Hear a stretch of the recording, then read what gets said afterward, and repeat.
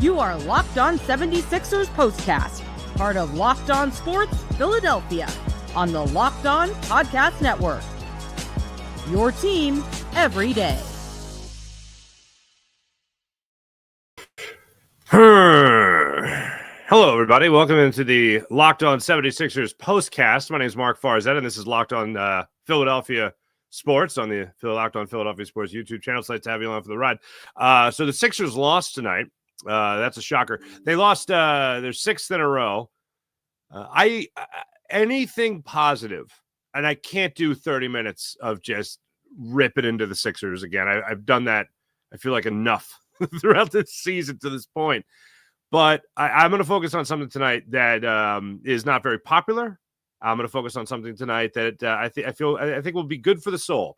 And no, that's not just where I talk about the Eagles being one win away from, the Super Bowl. I'll mention that, of course, again and again. But it has to do more so with the guys that are actually playing basketball. I'll expound upon that in a minute. But welcome in once again to Locked On 76ers Postcast. My name is Mark Farzetta. Make sure you hit like and subscribe on Locked On Sports Philadelphia's YouTube channel. This particular episode is brought to you by Prize Picks. That's right. Prize Picks. Now's the perfect time to join. Download the app today and use promo code LOCKEDONNBA to get $50 instantly when you play your first $5 lineup. That's right. No need to win to get the bonus. It's guaranteed. Go to prizepicks.com. That's Prize Picks. Run your game. And don't forget about the Locked On 76ers newsletter. Introducing Locked On 76ers daily newsletter. One stop for the ultimate team and league coverage delivered right to your inbox. Sign up for free at LockedOnDaily.com. That's LockedOnDaily.com. Let's get it into three big things. Number one, and this actually, it does upset me because I love this player. I love Tyrese Maxey. And I have loved the maturation process of Tyrese Maxey since he was drafted by the 76ers. Absolutely have loved it, whether it was taking over for Ben Simmons, whether it was playing with James Harden, whether it was learning to play with Joel Embiid, and now being the guy that's supposed to be there with Paul George and Joel Embiid, when they're healthy, which is never. But as far as the maturation process of Tyrese Maxey, I love everything about his mindset, his production, and how many huge leaps he has taken forward this year and throughout his career. But to ask him to take, I should say, his huge leaps throughout his career, but this year, I really hope that this hasn't been a thing. And I've seen this a couple of times on social media of people talking about Tyrese Maxey as if he was supposed to take another ginormous leap from going from a solid point guard and solid point guard for this team to then going to all-star and most improved player all at the same time. And then in the most difficult leap yet, go from Tyrese Maxey all-star and most improved player to Tyrese Maxey all-star to MVP. Like, that wasn't going to happen. As much as I'd love for Tyrese Maxey to be an MVP and be better than Joel Embiid, could play this year, and be better than a guy like Giannis Antetokounmpo, and be better than Shai Gilgeous-Alexander, who the Sixers just saw. As much as I'd love to see him be better than any of those guys, or Anthony Edwards or whoever, I'd love for him to be better than all those guys. I'd love for him to be the leading candidate, the leader in the clubhouse, to be MVP. But if that's what you were expecting from him in a season where you don't have Joel Embiid for all but 13 games, and you don't have Paul George for all but 26, 27 games, then Tyrese Maxey was going to have to be the MVP for this team to be even close to a 4 seed or a 5 seed this year if those guys weren't going to be playing as much as they're not playing this year. And let's not forget that it's also Tyrese Maxey who has missed time so far this season as well. Tonight was his 34th game.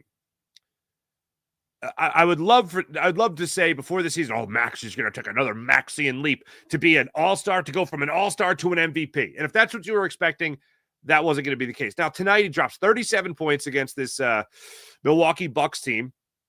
The team overall we'll get to in a second, but just Maxey just never said die throughout the night. When they were struggling in the first quarter, and they lost that first quarter by 9 points, and they go into the second quarter and they're able to pull their own weight, and then Maxey comes out, hits some threes at the end of that third quarter to keep the Sixers in the game, helps cut the lead to 4. And he thought, all right, you know what? Keep making it a game. Keep making it a game. As the great Jim Valvano used to say, just be in a position to win at the end. You don't have to be leading. You don't have to be winning. You don't have to be tied. You can just be in a position to win the game. And then, of course, the Bucks happened, just like the Thunder happened, where, yeah, we'll keep it close. We'll keep it close towards the end to keep you little adorable basketball players in it and keep you interested, keep people on the, in the hometown crowd in Philadelphia, keep them interested to the fourth quarter. And then when the fourth quarter starts, we're just going to put you out of your misery. But Maxey was a big part of keeping the Sixers in this. I mean, look, 37 points is all you need to know, but it's not just about that. It's about hitting clutch shots down the stretch. And he did that in the third quarter. Then the fourth quarter happened, and all of a sudden the Bucks couldn't miss. You got Robin Lopez knocking him down. You got Damian Lillard knocking him down. I mean, anybody in the first 4 minutes, it felt like in the first 4 minutes of the fourth quarter, that was just the stiff arm to the face of the 76ers. You guys are adorable. Thanks for showing up in Milwaukee, but deuces, we're going to take over from here. And that's exactly how it went down. But an effort's going to be a big theme of the show today. Tyrese Maxey going out there tonight and putting that effort forward. And all in all, minute-wise for Tyrese Maxey, I mentioned, okay, 14. He was 14 to 28 shooting, 6 of 15 from beyond the arc. That's a lot of shots. But who else is going to be shooting? 37 points in 41 minutes played for your 76ers. All in all, I love the effort. Only no turnovers tonight. 3 personal fouls. Or no, 2 turnovers tonight. I was going to say, that's crazy. 41 minutes, no turnover. 2 turnovers tonight. That's still immensely impressive. But he was the number one reason why the Sixers could even sniff a tie game late in it. So I give him all the credit in the world for all the effort that he put forward. Now, speaking of effort, I don't like disclaimers. I don't even want to say a disclaimer. But I really want to make sure that people aren't confusing my, I don't even call it positivity, but just acknowledgement of the effort and production by the caliber of players that are being put out there by the 76ers. Does that say it right? Does that say it in a nice way that I don't expect much anyway? I think that says it in a nice way. But I also, I just want to talk about the players. Now, during the process eras of the Sixers, during the process era of the Sixers, I never questioned Rashawn Holmes's effort. I never questioned Michael Carter Williams' desire to win.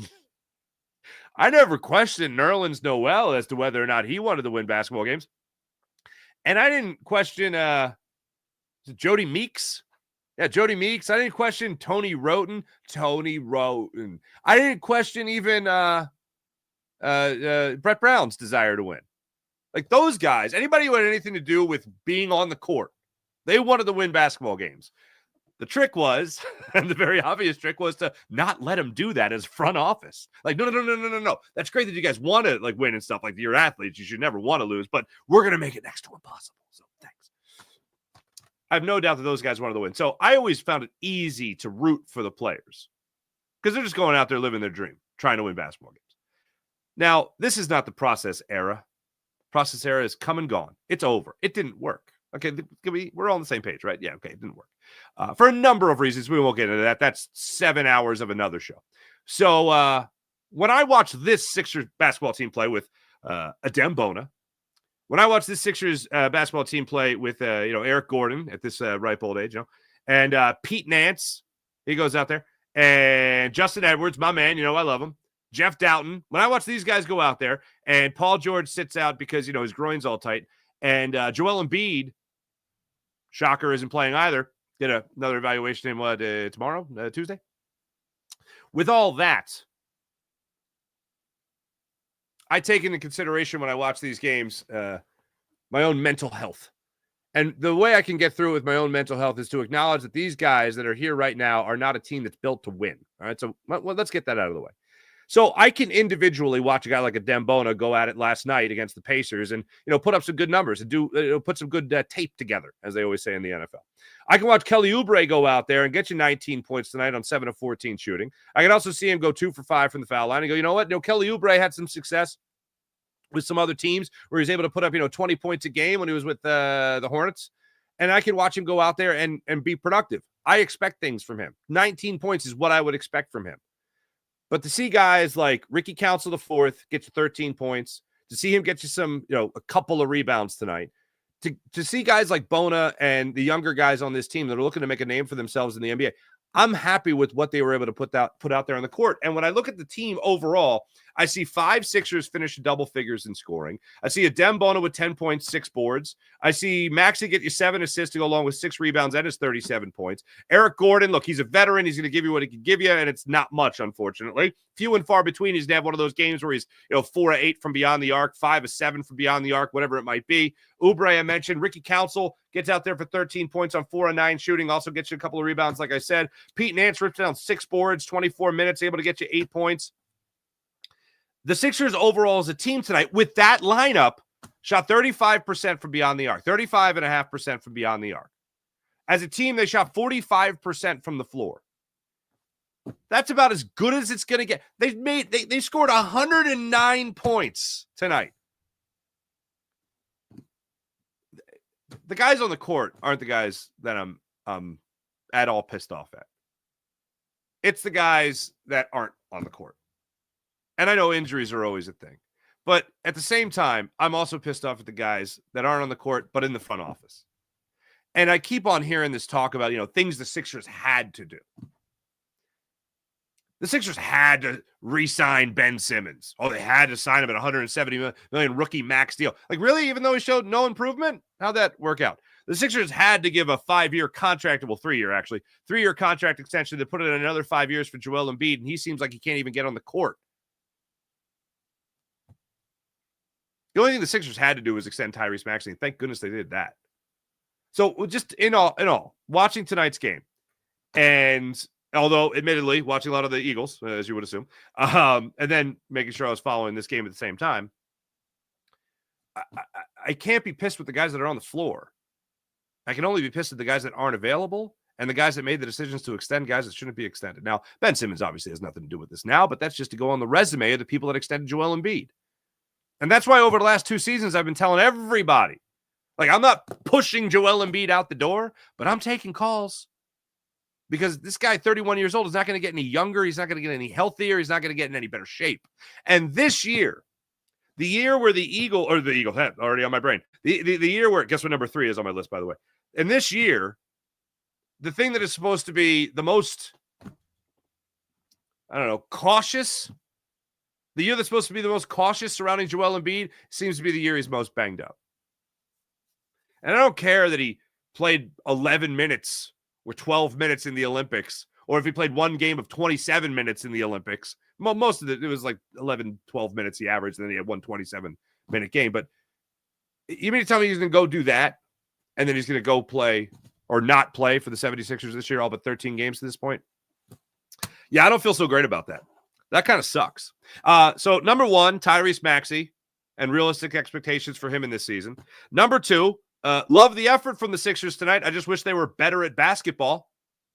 But do you mean to tell me that this lineup tonight was going to go out and beat Giannis Antetokounmpo and the Bucks? I don't think so. And number 3, go Birds. When we return, we'll break down one more player's output for tonight and what we could expect in the not-too-distant future from this particular player. We'll talk about that when we return. This is Locked On 76ers Postcast on the Locked On Sports Philadelphia YouTube channel. Back after this. Prize Picks. You guys know I love Prize Picks. Such a great time. Basketball season heating up in other cities, not so much here. No better way to get the real money action and get in on all of it while you're watching your favorite NBA stars than with Prize Picks. Whether you're a diehard fan or just love some friendly competition, Prize Picks makes it fun and easy to turn your basketball knowledge into cold, hard cash. Here's how it works. Pick more or less on 2 players for a shot to win 1,000 times your cash. You got that right. 1,000 times your cash with Prize Picks. Think LeBron James is going to drop 30 points, or maybe Luka is going to have more than 8 assists in a game. Prize Picks lets you make the predictions and put your money where your mouth is in just 60 seconds. I've been using Prize Picks all season, been using it even going back to last season.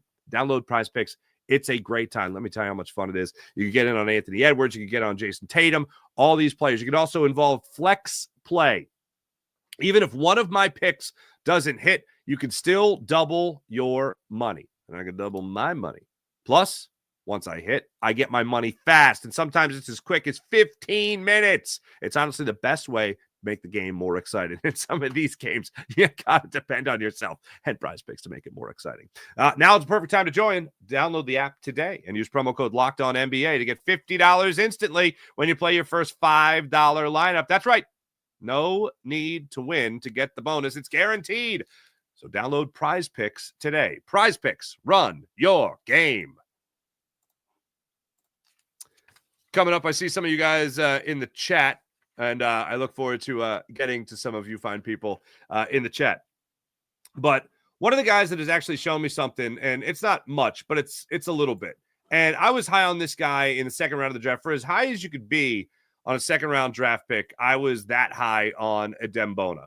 And seeing him go out there last night, now we didn't do a postcast last night. I needed a day off. But when I looked at the numbers and went back and watched the game from last night against the Pacers, the Sixers unfortunately lost by another 10-point deficit, 115-102. Adem Bona actually showed me something last night. And he showed me a lot of what he could be. And I was glad to see that he got Andre Drummond back in the lineup. And he was able to give you, he was a little under 30 minutes, get 27 minutes last night. But Adem Bona was able to come off the bench. He was able to get you 19 minutes. He got you 12 points, and he got you 6 rebounds in 19 minutes. Now, to compare that to Andre Drummond, he only had 3 rebounds in last night's game. When you have a guy like that, and you don't have Gershon Yabusele, who is recovering, unfortunately, from a knee injury right now, you don't have him available. You need guys to go out there to bang boards. And when you see Adem Bona, out of UCLA, get taken in the second round, you hope for some big things. 6'10", can move rather well. He's athletic. You don't have to wait for him to grow into his body, as the old saying goes. But a 21-year-old kid comes here out of UCLA, and you want to see some athleticism. I thought in last night's game against the Pacers, you saw that athleticism. In tonight's game, it started to well, I don't think he really built much momentum. Now, it was still good to see him go out there tonight and get you 10 points, so another double-digit victory tonight. But 6 rebounds in 24 minutes. You don't have Gershon Yabusele playing. You don't have Andre Drummond playing. And we don't have that other guy, Joel Embiid. He's got to be the guy. You can't have your starting center have as many rebounds as your point guard. And Tyrese Maxey and it was a 3-way tie. It was Tyrese Maxey, it was Adem Bona, and it was Pete Nance, who led the team in rebounding tonight with 6 each. And I know you're shorthanded, but I'm waiting for that breakout game from Adem Bona. Another block for him tonight as well. He's a guy that I would love to see continue to get better as the season goes on. Maybe back-to-back performances of getting in double digits. That's great. But I want to see him more on the defensive end. I need to see him more aggressive on the glass. I need to see him going after the basketball. And I don't know if that's something that Nick Nurse is working with him on or the coaching staff is working with him on. I'm sure they would be. I don't know why you wouldn't with a 6'10" asset that has already shown a little bit of skill. Get him on the glass. That's got to be in his mindset. My ball or nobody's ball. That's the only way he's got it. That's how he has to go about it. I see a little timidness. I know you're going up against a team tonight, for instance, where you got a guy like Brook Lopez out there who is going to be getting his. He got you 7 rebounds tonight. Giannis Antetokounmpo actually led the way with 15, 12 of them on the defensive glass. So it's not exactly easy pickings out there, but the more he plays, the more he'll get comfortable. The unfortunate side of things, unfortunate side of things is that he is going to get the time to do it. Now, I say unfortunate because, yes, I would rather a healthy Joel Embiid be out there. At this point, I'd even rather just a healthy Gershon Yabusele out there. I'd rather a healthy Andre Drummond be out there. But that's just not how the season's going, unfortunately.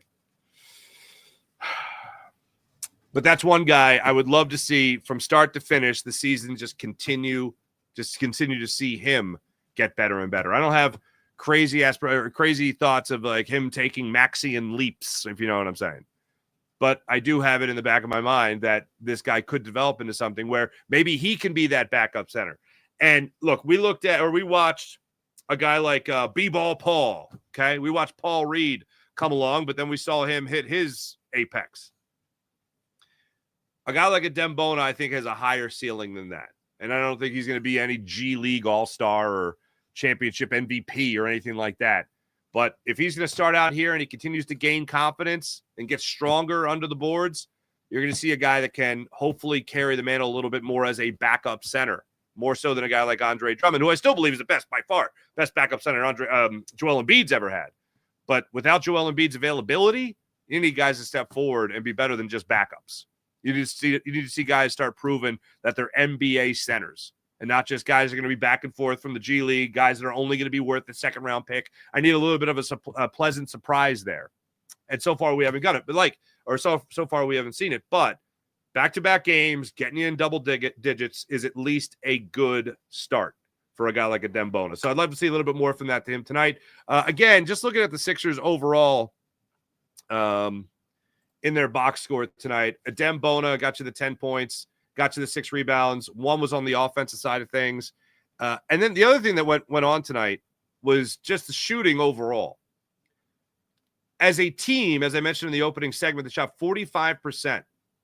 Now they shot 86 shots tonight to the Milwaukee Bucks 87.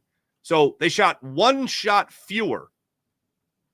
Difference in the game was just barely how they were able to get to the free throw line a little bit more than the Sixers tonight. 3-point shots, able to shoot more than the Sixers tonight. Made 14 to the Sixers 16. So they shot worse from beyond the arc. The Bucks did. And then the free throw line was the ultimate difference in the game. 30 trips to the line, making 23 shots versus 22 by the Sixers, making 15 shots. So that's the way it's going to go down, unfortunately, when you're facing a star team of Giannis Antetokounmpo and Damian Lillard. Lillard 7 for 7 from the free throw line. Giannis 8 for 14 from the free throw line. By the way, I didn't even mention it. Giannis dropped 34 on the Sixers tonight. When we come back, take a look at your comments and also where the Sixers are headed next. And I'll get into those Eagles for a second, because that'll keep me sane, at least. It almost didn't, but it did. Thank goodness. This is Locked On 76ers Postcast and the Locked On Sports Philadelphia YouTube channel. I'm Mark Farzetta, back after this.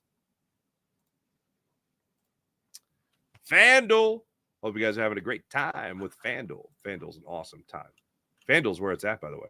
From the first whistle to the final drive, FanDuel makes the NFL playoffs even more exciting. And right now, new customers can bet $5 and get $350 in bonus bets. Need me to say that one more time? I will. $5. You bet $5 and get $350 in bonus bets if you win your first bet. That's 350 smackers, as my grandmother would say, to keep the action going. The FanDuel app, easy to navigate as well. Variety of bets keeps every game exciting. Plus, when you win, you get paid instantly. No waiting around for your winnings. Whether you're betting on your favorite team or just trying to add some extra cash to the bank account, a little more excitement, FanDuel's where it's at. And how about this? Your Philadelphia Eagles in the NFC Championship game open as 4.5-point favorites against the Washington Commanders. That's right, 4.5-point favorites with an over-under of 47.5 points. How about that? Just visit FanDuel.com today. That's FanDuel.com today. Join today and get started with $350 in bonus bets. That's FanDuel.com. FanDuel.com. Make the playoff season unforgettable, including Conference Championship Sunday coming up. Make it all more unforgettable with FanDuel, official sportsbook partner of the NFL.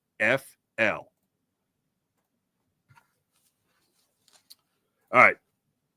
We paused from our Sixers coverage just to tell you about the Eagles. And I'm sure Harry Mays did a bang-up job and Jason Martinez bang-up job breaking it down for you there on Locked On Eagles postcast, right? And as I said, I was following the Eagles, I was watching the Eagles and following the Sixers. And, they certainly a little too close for comfort. I thought when Saquon would break off another 70-plus yard run against the Rams, I thought that was the nail in the coffin. And, it kind of was. And then it wasn't. A minute 48 seconds. Rams did go down the field, score a touchdown like it was nothing. And then they have another 10-play drive where they go, another 70 yards? And then Jalen Carter saved the day. The Eagles are 1 win away from their second Super Bowl trip in 3 years. Not too shabby. And hey, you almost threw in a you got to throw in the historic collapse in between too. Good Lord. All right. Let's get to your comments in the chat check here and see how you wonderful people are doing on this fine snowy in Philadelphia Sunday night. What's going on, Farzi? Hello, Roscoe is 37 in July. Well, happy birthday, Roscoe, in July. Farzi, the Sixers have decided it's time to play capture the flag. It's quite possible they could go into full-blown tank mode. I mean, here's where we're at in life, folks. I can't. Maybe I'll feel differently in 10 years. But the Sixers at 15 and 26. I don't even know where they're at now in the standings. Last I checked, they were only a half game out, but now they've lost 6 in a row. Good gracious. The Sixers, so the Bulls occupy the final play-in spot at 17. They're 2.5 games behind the Bulls. 2.5 games behind the Bulls. The Bulls are playing. Yeah, 2.5 games behind the Bulls. I can't take another tank-a-thon. I certainly cannot take another process. And nor would I ever champion that again. The Sixers used the one total franchise reset that will ever be allowed by Philadelphia sports fan base, I should say. The Flyers are going through their thing. They got some young up-and-coming guys that look like they can produce down the line right now, but they even more so down the line. The Eagles didn't go through a total rebuild that lasted 3 years or anything like that. I mean, Chip Kelly was fired, and 2 years later, you won the Super Bowl. So don't tell me about any long rebuilding process.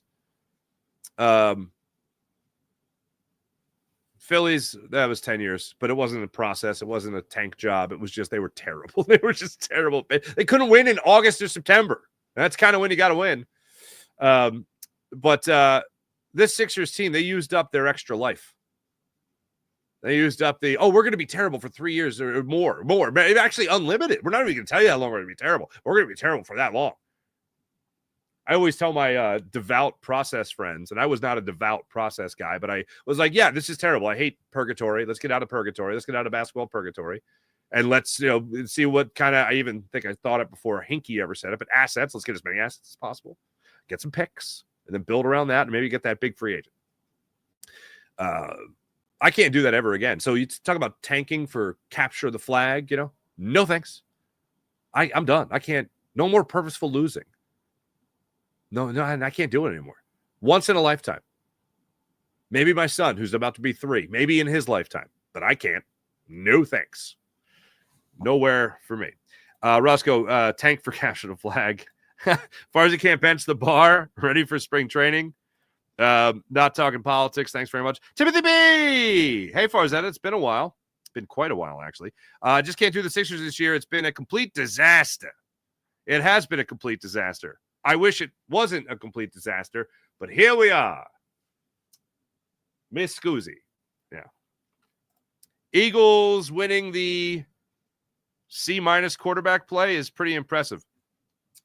This was not Jalen Hurts' best performance since you asked the question, as far as he can't bench the bar. By the way, for the record, those that might not know, I can bench the bar.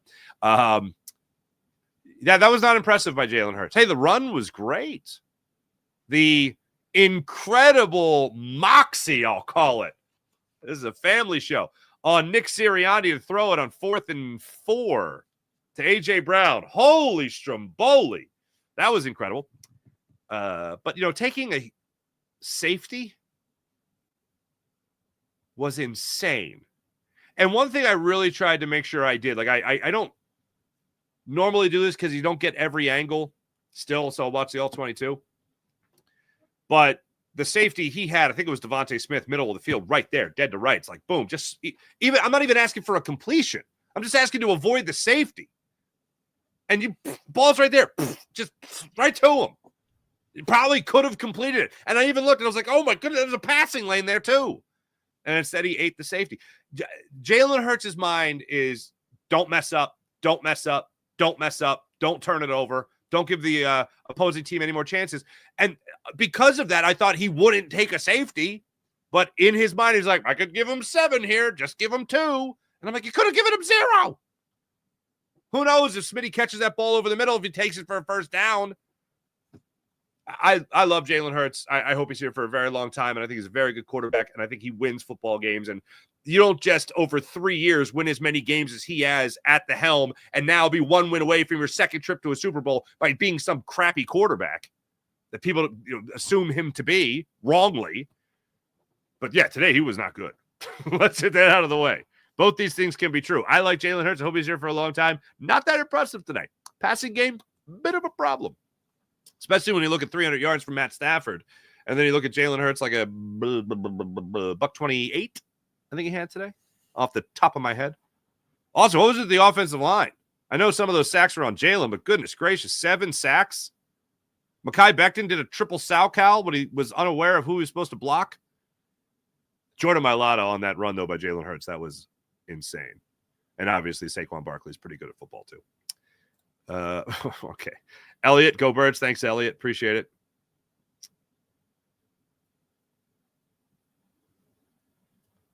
Oh, wow. If I was getting this with a franchise reset, was MCW, Fultz, Simmons. Oh, my goodness. Thank you. Thank you for those names. Clinton, that's funny. Orlovsky tweeted the all-22 corner sack and saved the game because the DB slipped in the slot. Oh! Well, that's good to see. Thank you, Clinton Hillary. Please appreciate it.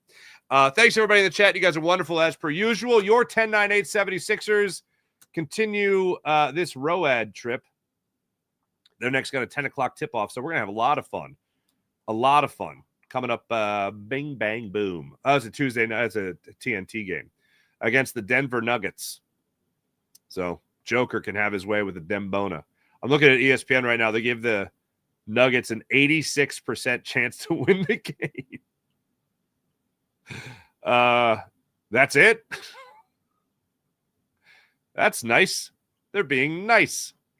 So the Sixers have lost 6 straight. They're 15-26 on the season. The Nuggets are 26-16 on the season. And that game will tip off Tuesday night at 1 o'clock. Or excuse me, at 10 o'clock. Thanks for watching. Thanks for listening. Make sure you hit like and subscribe on the Locked On Sports Philadelphia YouTube channel. My name is Mark Farzetta.